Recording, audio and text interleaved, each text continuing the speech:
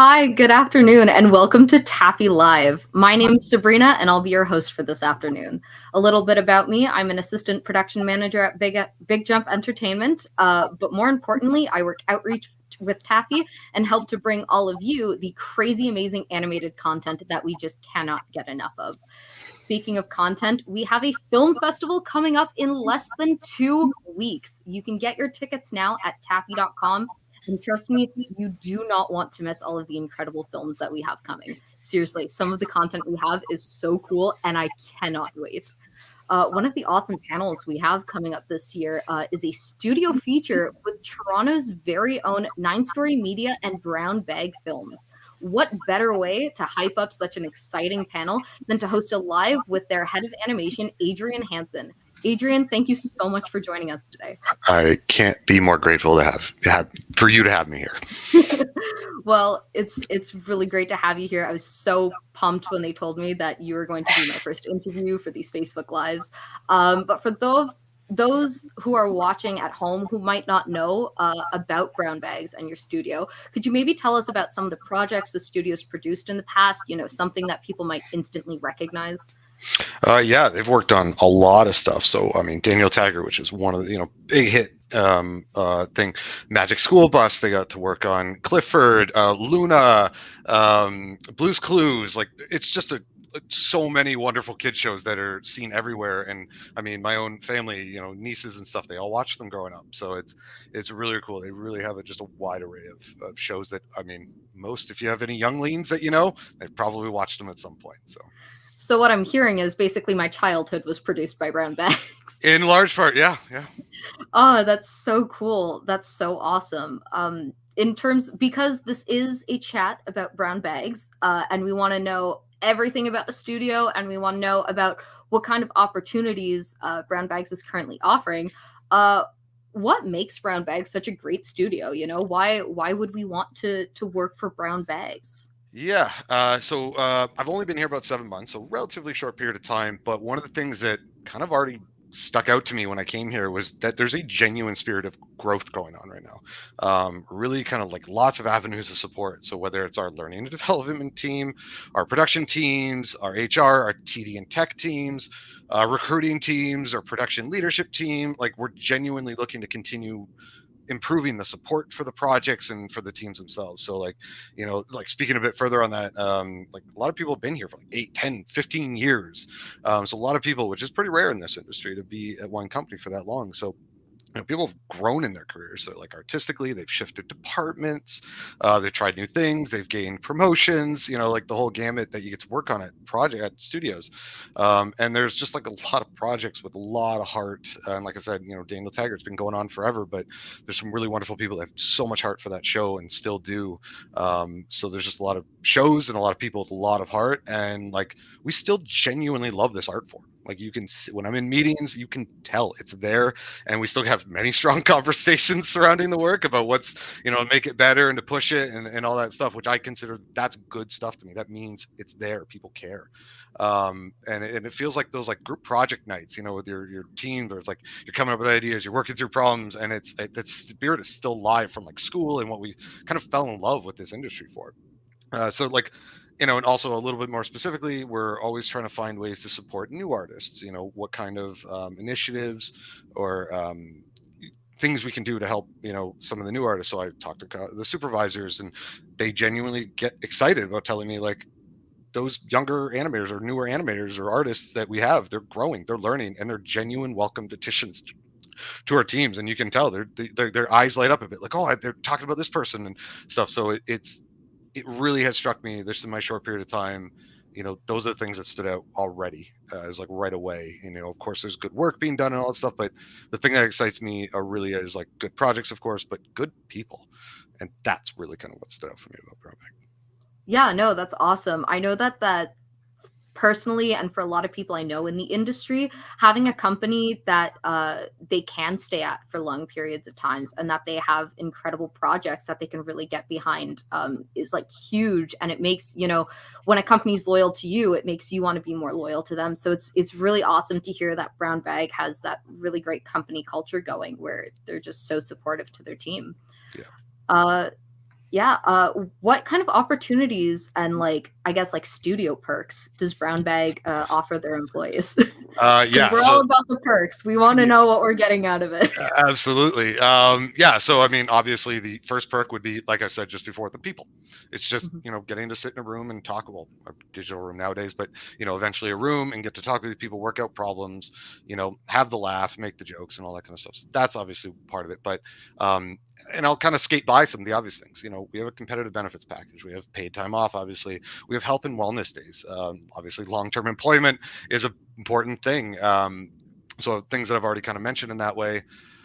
And I would say like one of the most unique parts is that a lot of people have spent a lot of the majority or a lot of their career here, and like I said, it's pretty rare, and it gives you the time to develop those bonds over several projects, right?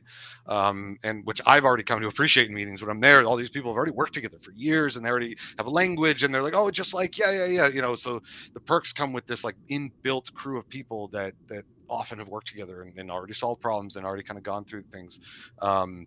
And then there's also new things like new processes we're working on, always trying to improve the pipeline, tools, workflows for projects. We offer learning and development stuff with our L&D team. There's a really solid TD crew that helps us develop those tools. So, the perks are basically the opportunities are that you get to come here, work on cool projects, work with good people, solve problems together, and then you just have a good crew of support. And then, like I said, on top of all the competitive benefits, health and wellness days, long-term employment, and all those kinds of normal perks that come. And the other sort of thing here is because they've been here is you get to sort of see the growth of people and like not only their careers but like families, things like that, this is why we do this, to create art for people and families to enjoy, to grow and make memories themselves. So a lot of people that work here I went to school with or I've known for years in the industry, and now they have all these wonderful things going on in their life and getting to watch them do that. So like that's a perk for me, by the way. I just love seeing that. But that's more of a, I guess you could say, a less easily quantitative one, but but also, like I said, the benefits, paid time off, the health and wellness, long-term employment, cool projects. Yeah, no, your point about watching people grow, I totally get that. One of the reasons why I got into production was because I just absolutely love watching other people pull out the best of themselves. And so, I mean, sounds like Brown Bag is an environment where they're really supportive of that, and they work hard to help you be able to do that. So like that lines up right with my personal values, and it's awesome to hear that. And to add to that, like I still love being an animator, and as my job as the head of animation right now, I don't really animate too much anymore, obviously, but getting to watch the work is a big thing. I get to like show up and go, oh, that was nice, so that's kind of nice. It's almost a surprise, what I mean, where I wasn't a part of the direct production, so I get to go, ooh. But I was so committed to the craft and the art for a lot of time, but now the growth part is really something that excites me, getting to work with people. And I will say this, like, to anyone that's listening, whether they're in studio or another one, if you don't feel that way, talk to me. I promise you I'll do everything I can to make someone feel supported the best way I can, and see where we can help grow and push even more. And how have you guys managed with helping your employees like grow and push during this pandemic when we've all been moved to a work from home scenario, and you don't necessarily have the ability to like poke your head at the screen for the desk next to yours, or walk down the hall to go see someone who's struggling and sit down with them and have that face-to-face conversation? So I mean, pretty much like every studio, we're always just evolving. So that's one part of it. Obviously, chats obviously go a long way. That doesn't always do it. So the amount of times probably in a week I get a random call from somebody, just randomly, and I'm like, oh, there you go. And so wanting to encourage those sort of like accidental moments, what used to be accidental, but now a little bit more forced. So that's a big part of it. So just trying to get in a chat. I know that there's employee, sorry, it's EAP. I don't remember the acronym now, but the employee assistance program, that's what it is, as part of that. So there's,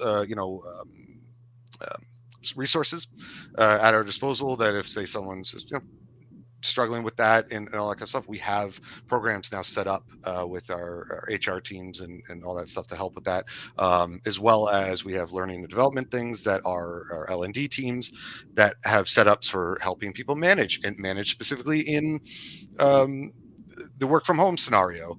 And then, we send out surveys. We're always asking people constantly, hey, feedback, give us feedback. What are your things? And it's not just, it's not just enough for one survey. You do several. You want tracking data so that we can better give the artists and the production teams and the corporate and everybody the support they need. So it's really just an ongoing kind of, tell us what you need, tell us what you're thinking, tell us what you're feeling, so that we can better serve our, staff on the ground, as well as make sure that we're making choices that support that. So, looking into long-term, what this looks like when this is kind of all over, what the studio life looks like. Is that hybrid? Is it, all the permanent work from home, people that want to come in and, go for lunch together and all that stuff. So it really is just listening. It's a lot of listening to what people are saying, then try to formulate plans around that. That's awesome. That's really awesome. But yeah, no, we talked about, what the studio has to offer. We talked about, what the current work environment looks like. Let's get into job opportunities.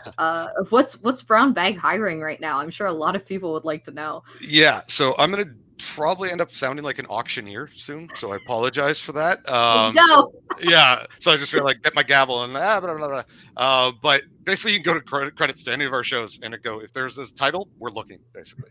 So there's probably a posting, so obviously I'm just gonna say go to our website. But what I can do is say this: we have a lot of really cool projects and across a broad spectrum. We have really beautiful specials coming up. We have our normal preschool and kids shows that we're used to, people know from us.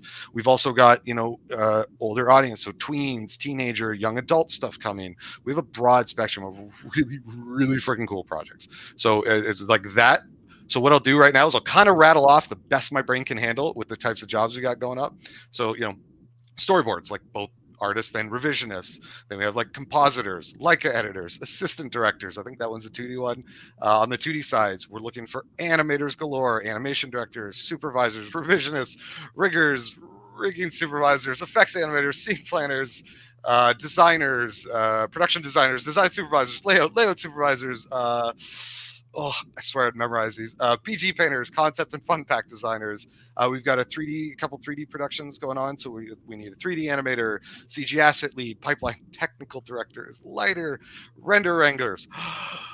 On the production side of things, we've got coordinators, production managers, recruiters, and then software developers, TD kind of stuff. So we have just the gamut. I'm sure I'm missing like a bunch even in that. I'm sure I am. So go to our jobs page for Brown Bag and 9Story, and you can check it out. But we have a cornucopia, like a treasure of really cool broad projects, and I really, really wish I could just talk about them, like just say names and talk about what it's about, because it really is cool. And not just one project, but just looking at the breadth of them, of the kinds of things people will get to work on, and I like so desperately just want to talk about them, but I can't. But they genuinely are cool, and if I can briefly, say this, is it really does make me want to like take a step back from this job maybe and go work on you know what I mean? Like really just be like, oh, how about I'll just be back, I'll be back. I'm just gonna go work on that for a bit.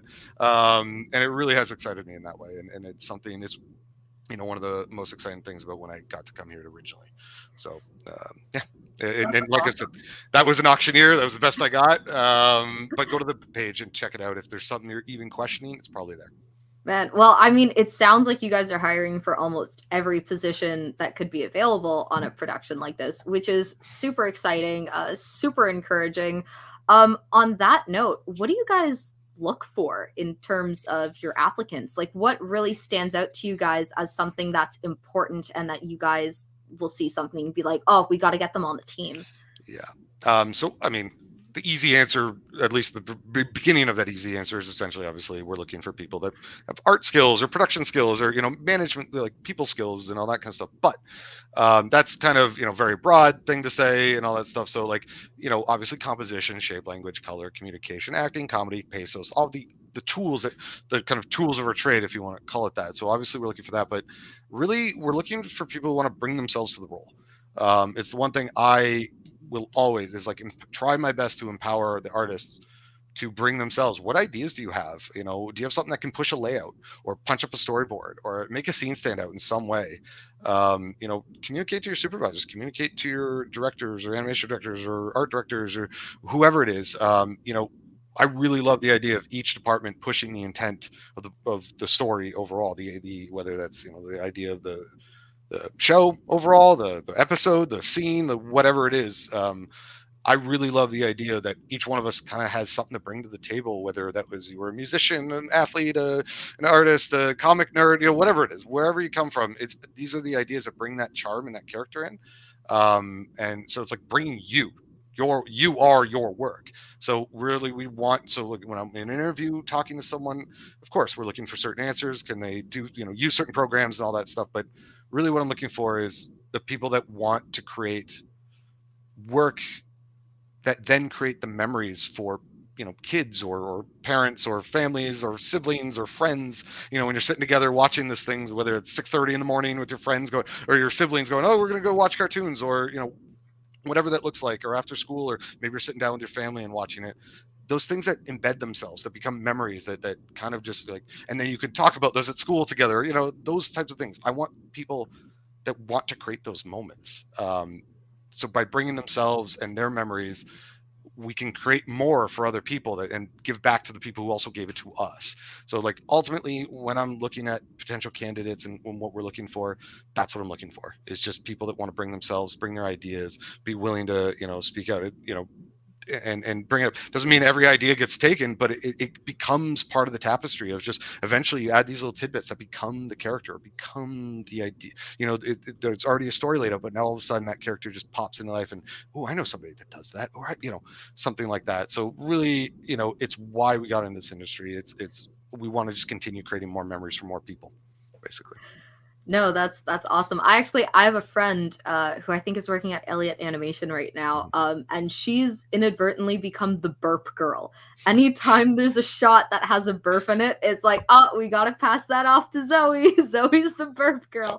So yeah, no, that's super awesome. I got to spend a lot of years like in video games. So I spent about 6 years, and I did a lot of action stuff, a lot of fighting, a lot of violent stuff, and spooky stuff, and all that kind of And now action. you're doing kid stuff. And this is what's great is I for a while there I became like, when I first made it into television, I was doing a lot of physical comedy, acting, action more stuff than say subtle acting stuff, because that's what they knew me for. And then eventually I kind of shifted more, and like, so now I've this whole tapestry. And so for a while I was like, you're the action person, you know what I mean? You're the thing. And then I eventually got a chance to do more stuff. I still love doing action, don't get me wrong, but you want that thing, and so I know what that's like, and I absolutely love it all. By the way, I don't really I don't have a preference. I'm just like, whatever's fun, it's kind of my thing. So yeah, no, I mean, like it's always awesome to be known for like doing something, but sometimes it's like a little hard because you want to break away from that and you don't always get the opportunity.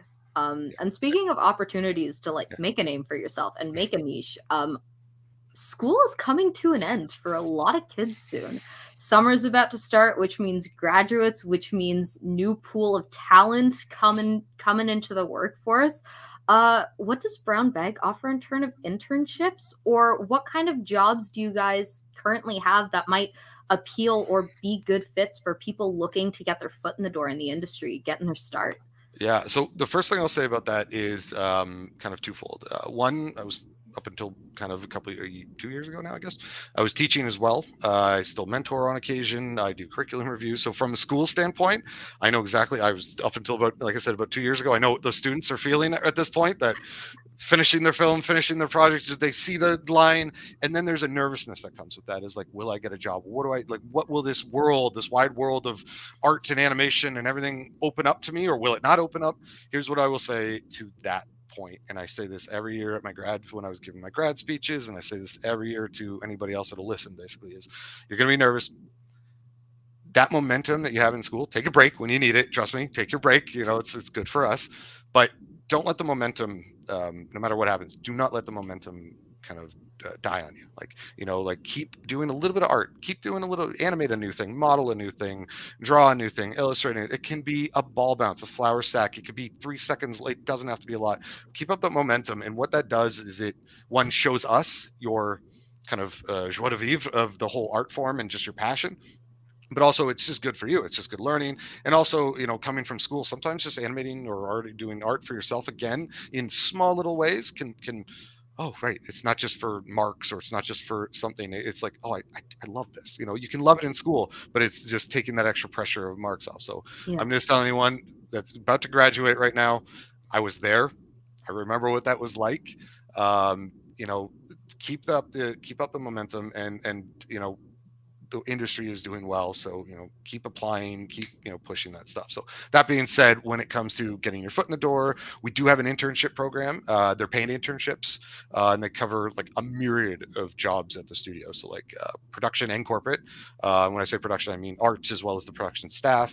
So you can take a look at, I think it's like page 4 at this point on the jobs page website. There's internships. There's about 5 of them for corporate, production, animation, design, and rigging.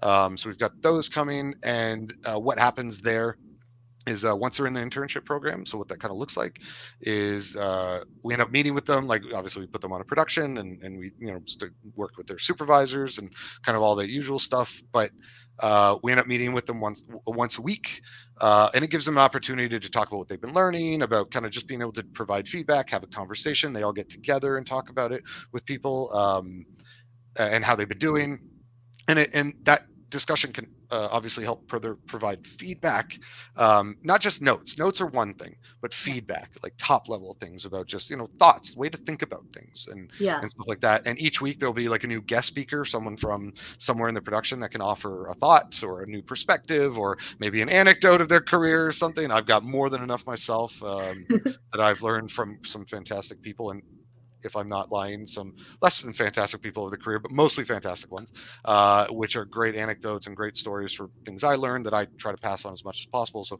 people like that, they can meet up every week, and they'll talk about different aspects of the production and perspectives, like I said. And of course, they get the ground level experience of just working on a show and getting feedback, and so that active experience and training with really great supervisors, as I mentioned earlier. Like, I was just talking with them about a lot of the newer artists that have come in, that are straight from school or relatively pretty new, and there's always a little hesitation on both fronts, is like, how much do I have to work with them, and how much they're going to feel nervous about, can I do this, and all that kind of stuff. The answer is yes, you can. And it's just such great feedback has been coming. Oh, they're really growing. Oh, yeah. Hey, maybe they're still struggling a little bit, but their attitude is great. I really like working with them. So I'm getting this pretty regularly with my supervisors. So we've got that going on with things. And what's great is, at the end of each sort of internship thing, the extra fun part is, so aside from obviously getting real life work experience, obviously, as part of the internship, they get to end the last week with a project. They get together, all the interns, and they do like a week-long little project with each other, a little film or something, and it kind of gets them to work together. Kind of, it's like, what have you learned, and kind of culminate this. And what's great about that is, I've always found it's practical experience, that like you can learn stuff, but until you put it into practice, and sort of, especially in a I guess you can call it a almost siloed thing, instead of on a big production where there's lots of moving parts. It's going back to like basics, like, let's just make a cool project like we're in school. um, so it kind of ends in that, and it's great because it gets you experience, it gets you very conversational feedback, and then once you, especially with the whole internship crew, and then you kind of get to culminate it all into that one little project at the end, and get to do what we love, create entertainment. I've gotten a chance on projects very rarely, where you get to do little 30-second little, you get a small team together, you make a 30 little second fun thing, and every time it reminds me of being young again, basically, and getting to do it. So it's a great internship in that way. And then the other thing, as far as getting your foot in the door, there are also, like, say you want to be in storyboards, there's storyboard revisionist positions. There's scene planning positions, which are always good. There's animation revision and animation positions. We don't really I don't really subscribe to the sort of experience means everything and vice versa. I'm very much the you show me your reel, show me your heart in an interview kind of a thing, and that's what I go off of. So you may not have a lick of experience, but throw your hat in the ring, post for it, and we'll look at it, and it may start a conversation. And maybe we ask for a test, and that's a good way to kind of see how you would do on a more production style rig or something. But these are we are trying to offer as many opportunities for people to get their foot in the door. So it's like apply, put your demo reel, like to use a sports analogy, can't hit a home run until you step up to the plate. So, just go for it. So we've got our official internship. We are working on other initiatives as well. It's kind of timing to be determined, but basically to help further support newer artists coming in. So, kind of like we're still working on it, but like boot camp ideas. So we really are trying to encourage new animators to come in.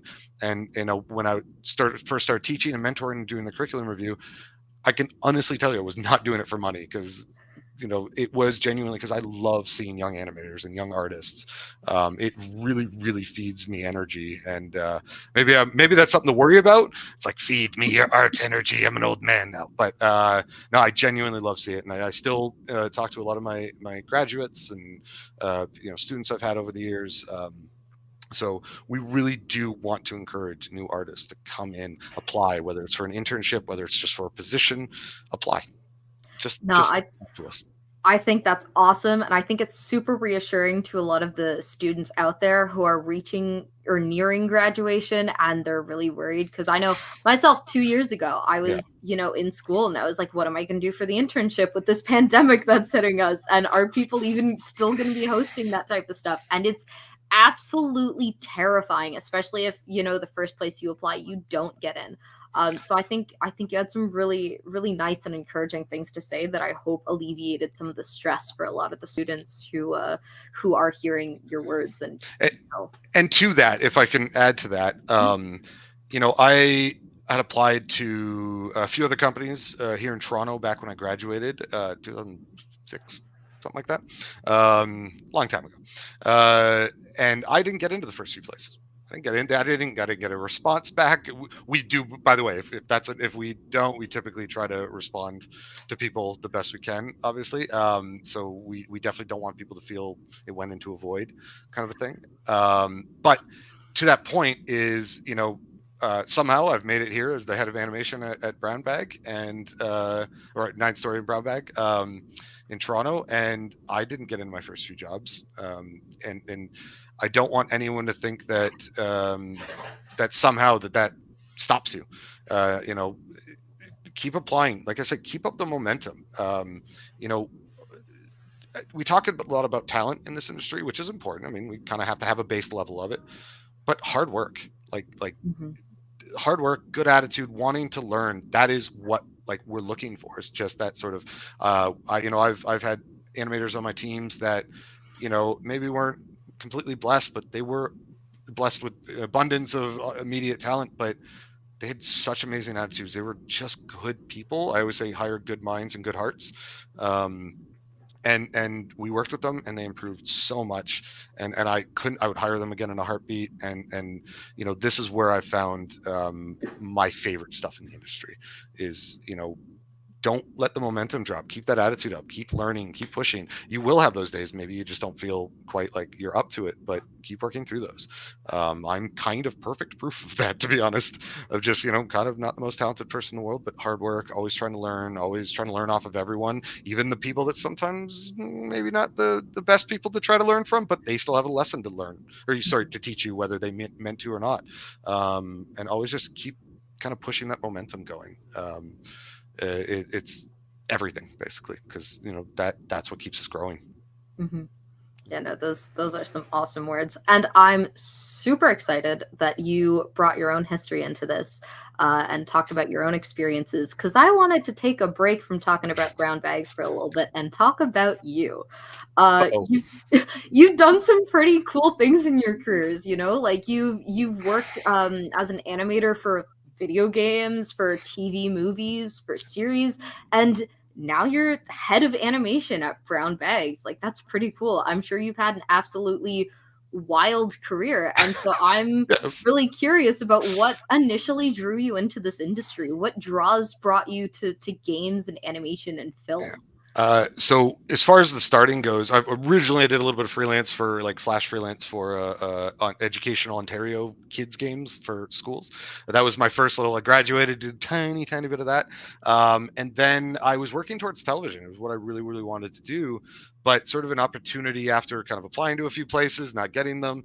I was always updating my demo reel. Like, and I would go back in the day, it was forums. You know, we'd have a alumnus forum that I would post my newest reel, my newest pieces on. I'd get feedback on. And I was lucky enough that somebody at the company, the video game company, who had also graduated a year ahead of me, saw it, threw it at the company, and they reached out to me and said, "Hey, we'd like to get an interview." And that was unexpected.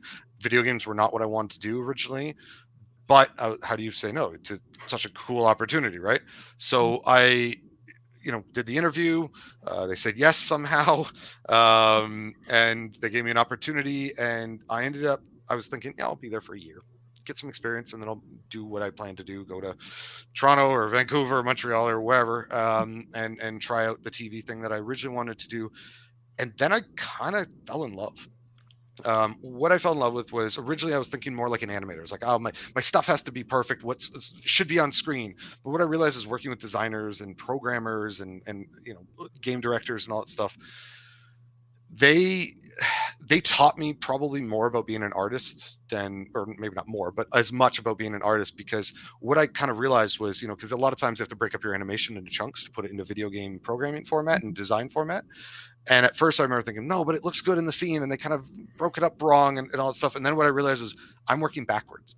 I'm working for them to make the game fun and entertaining and as engaging and immersive as possible. So when I kind of changed my thought process to that, all of a sudden the work looked better in the game. It was more immersive, and I found myself just like really getting in. And I would talk to the designers and the programmers more about how to better do this. And we started a dialogue, and they would like, well, we need 3 cut up scenes. And I said, what about 4? If we go 4, then we could play with this. And they go, ooh, I like that. And we'd sit in a group, and all of a sudden I'm part of committees, and it just kind of kept growing. And I just kind of found myself falling in love with the I'm not going to say new, because video games weren't new at the time, but relatively new narrative possibilities that video game provide, with the immersive nature of video games and all that stuff. So I ended up going that route and just kind of falling in love with it, and sort of like could see my career going down that path.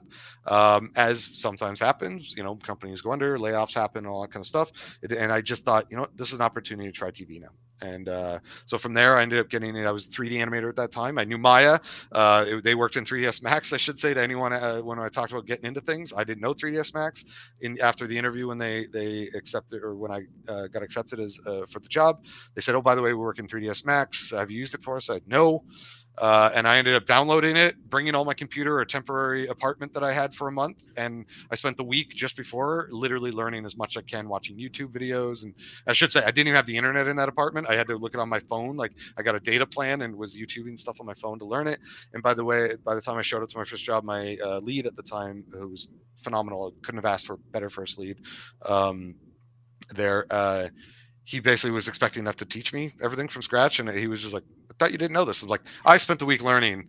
And he's like, cool. And then he showed me some even cooler stuff, because I was, at that, like, I'd gotten past the first hump. So and from there, it was off the race. I still had a lot of learning to do. I still had a lot of fundamentals I had to learn, but he taught me some great stuff. And it kind of just took off. So like, I learned 3ds Max in as much as I could in a week in preparation. And then from there I went back to Maya, where I worked at ARC back in the day for Thomas. And then from there I ended up working on Pipeline for Bubble Guppies. And that's where I learned Harmony for the first time. They gave me an opportunity. They did training and all that stuff, which was brilliant. And I'm really thankful for them for that. And then I thought, ooh, I really like getting back, because I was traditionally trained and 3D trained for pretty much everything, kind of a thing. It was a very kind of a broad school. And I kind of fell in love with Harmony, and then just sort of was like, oh, I get to use my 2D chops again, drawing and sort of, roughing in and all that kind of stuff. And I just found myself going, oh, right, like, we can really play with squash and stretch, like really push this stuff. And then that reawoken my love of 3D again, where then I worked on a couple of 3D things again. And I found myself just like, oh, and then I can, and then I, and it kind of just, and I, and by the way, like, when I say wild ride, it was wild. I got laid off a bunch of, like, there's a lot going on in there. I don't want it to make it sound like it was one winner. There's a lot of losses in there as well, but kind of kept Never a dull persevering. moment in this industry. Never. I've even been in a mocap suit. I was doing mocap because they ended up not Sick. liking the mocap person they hired for it, and they said, AJ, why don't you get a suit? And I was like, okay.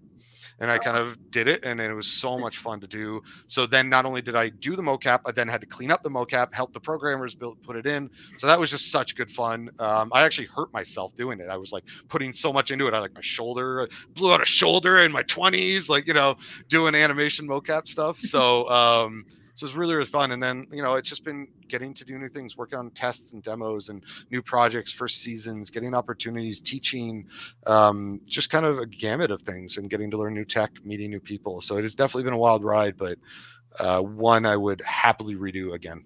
Very, very happily. That's so awesome. It almost sounds like some of these decisions you've made in terms of where you ended up in your career weren't necessarily even by your own choice. They were kind of things falling into place, or like things falling through and then looking for what else was there.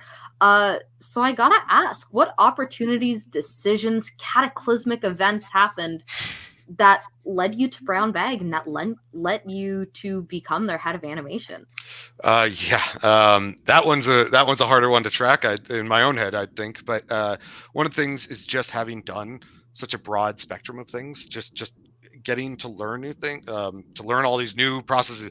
I had to learn Softy. I got asked for an animation test at one point, and they used Softimage, and I'm like, never used Softimage. Okay, I'm gonna download it, and I animated a scene that ended up on my demo reel because I spent the time. I went and saw a Spider-Man movie. I didn't have ideas to animate. I went and saw a Spider-Man movie, and it was the first Andrew Garfield Spider-Man one, the Amazing Spider-Man, and for whatever pros cons that movie has, some of the animation of Spider-Man in that is really, really beautiful stuff. They captured it better than almost any other movie, I think, or animation really, and that inspired me. I got home and I immediately knew what I had to animate, and I just like sat down, learned Softimage. So layoffs happened, having to shift jobs, shift genres, go video games into 3D television, and then going into 2D.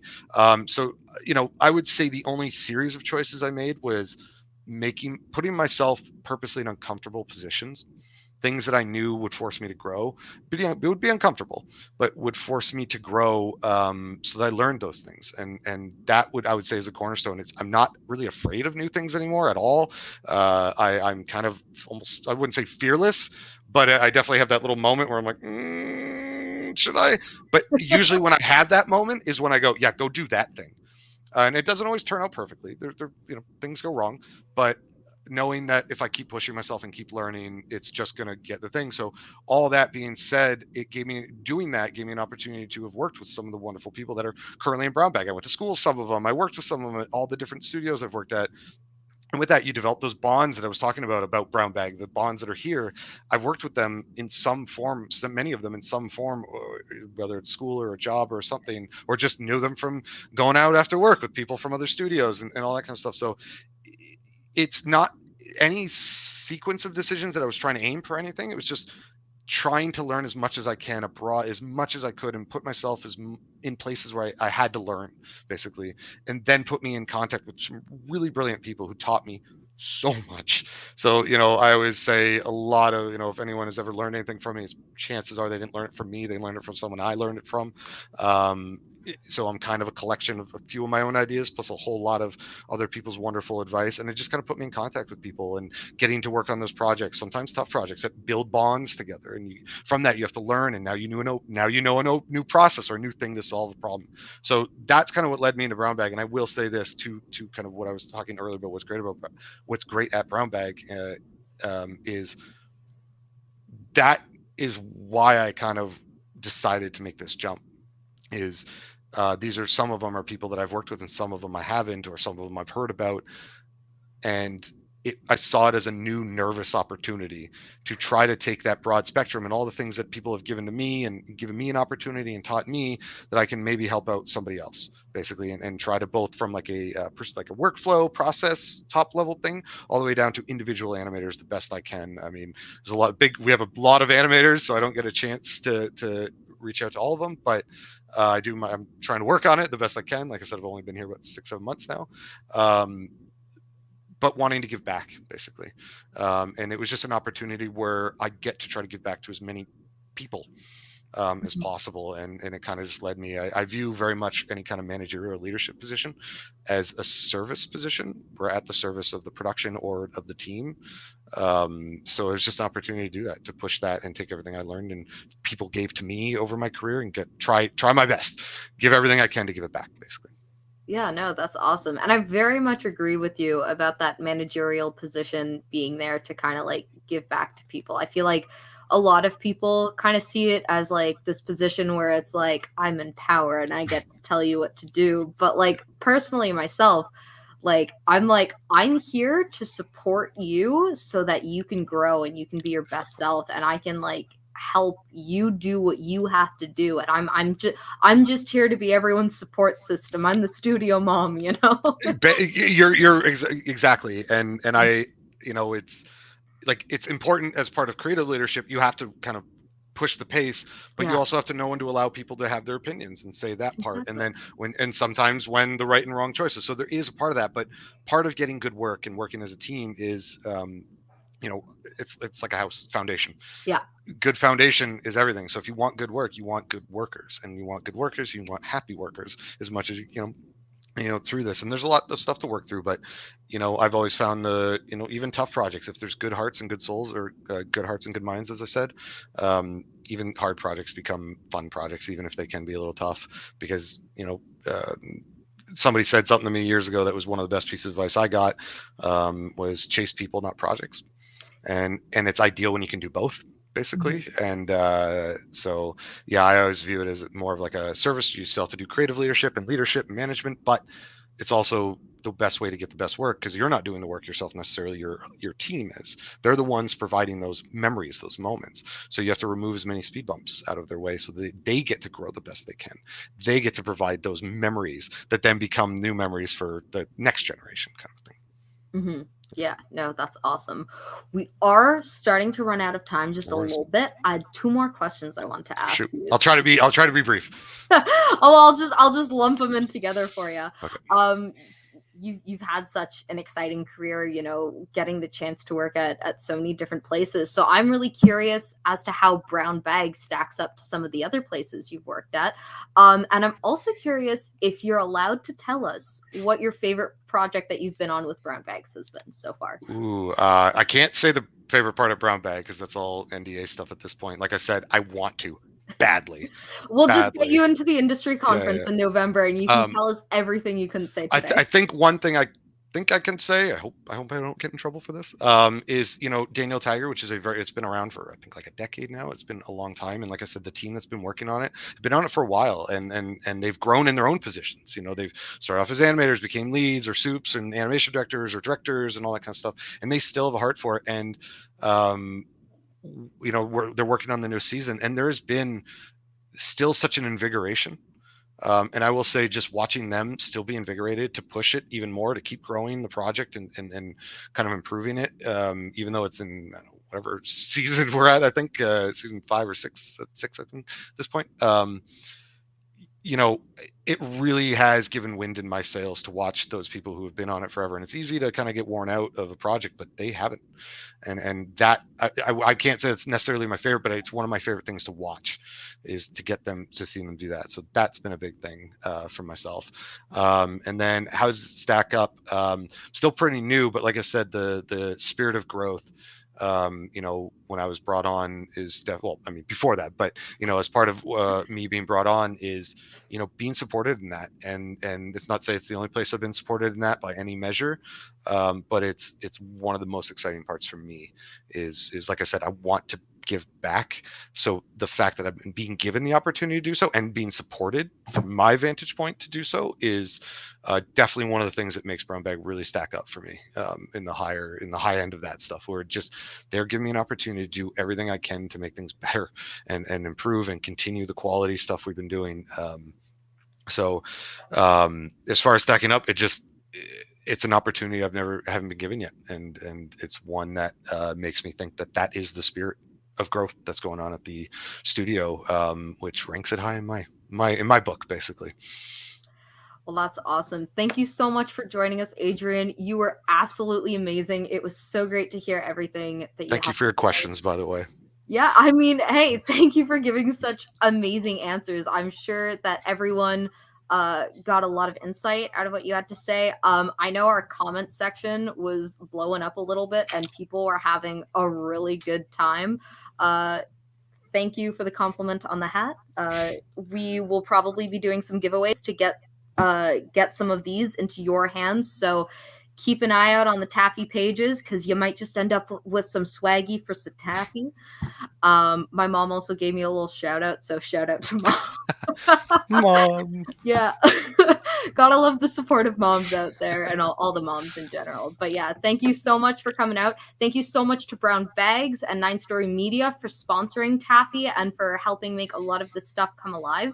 And if you loved hearing Adrian talk today, 100% come check out Taffy Film Fest because they are coming back for our studio feature where they're going to show us some of the stuff they've been working on, talk to us about the project, and Adrian is going to be joined by two of his absolutely awesome coworkers who are absolutely, absolutely lovely. And I cannot wait to see everything they have to show us. And I cannot wait for you guys to hear what they have to say.